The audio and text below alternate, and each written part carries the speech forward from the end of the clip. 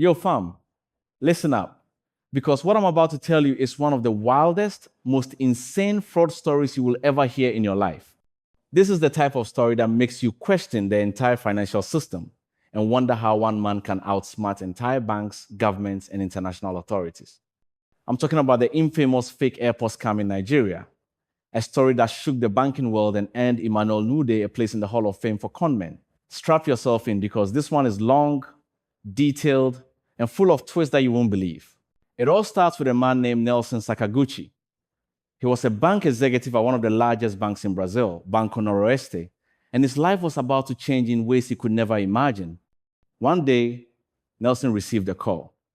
Not just any call, but a call that promised him the opportunity of a lifetime.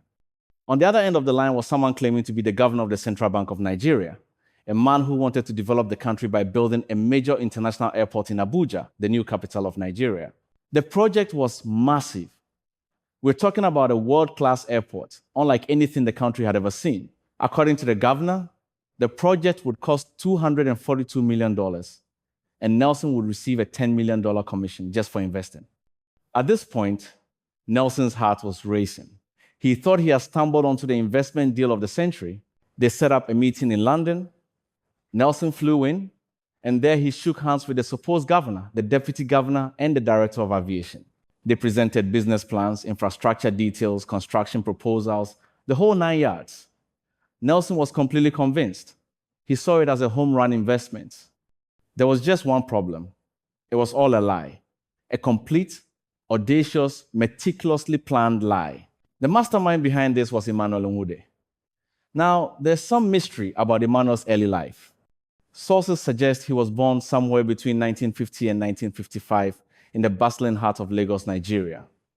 From a young age, Emmanuel had aspirations that were anything but modest. He wanted to escape poverty and live a life of wealth, power, and influence. He was smart, extremely gifted, and had an insatiable hunger for success.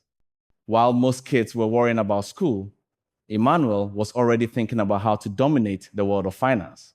As a young adult, Emmanuel ventured into banking.